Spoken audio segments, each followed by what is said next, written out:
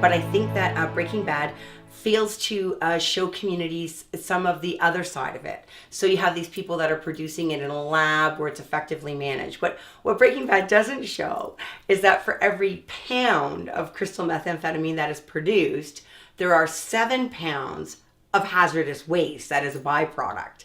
And that hazardous waste, when meth labs are set up, is going into the water supply. So they're either flushing it down the toilet or putting it down the drain, or they're disposing of it in the garbage. You know, you actually need hazmat suits to deal with some of this. If you see the ingredients that are in it, you know, it's a form of ammonia. And so people that are running these labs are actually a threat to the community. If we think about Stratford, Ontario, where they had that meth explosion, some kids walked into a park in Strathroy one morning and there was all the waste from a meth lab that had been shut down. So in order to produce a pound of that blue crystal meth that they show in Breaking Bad, they produced 7 pounds of toxic waste that was a threat to the water supply, groundwater quality, like everything in that community. So that's what the community doesn't know. I mean, they see Breaking Bad and they see the production of crystal meth, but think about what you see, the suits that they're wearing. So when they get the end product, does it ever show how the things that were used were disposed of? They're cleaning it up, but where does it go?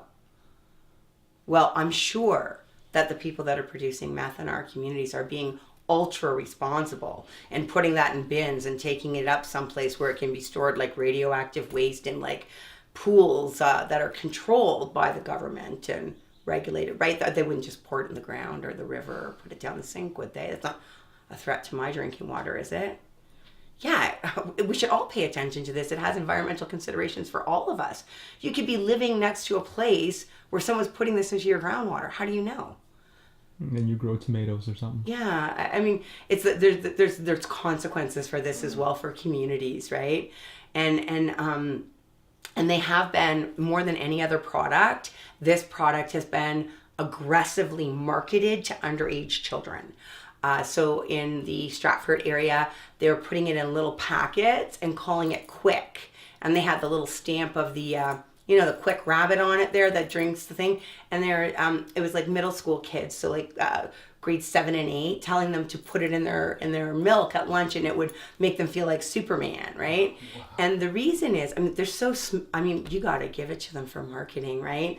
Because I'll tell you, if you can get someone, and they never cared about kids before, there's never really aggressive marketing to kids for drugs other than tobacco. Let's not forget the candy cigarettes and the Camel. But nowadays, somebody in 7th, 8th grade, they've got disposable income. I mean, when I was 8th grade, I didn't have any money, but your typical 7th or 8th grader has access to resources. They've probably got a PDA, right? They probably got some gear. Grandma bought them the Beats headphone. They're rocking all of the gear. They got a skateboard. They got a hoverboard. They've got things in the house. If I can get them hooked, I can milk them for every resource that they have access to. Churn them and burn them and churn them and burn them. So what's the value when we look at what's a customer value, right? If we think from an economic marketing point of view, what's my customer value? Customer value of a grade 7 or 8 now has gone up enough that we're going to start to market to them. We do that with all kinds of products. Why do we think that it won't happen with drugs?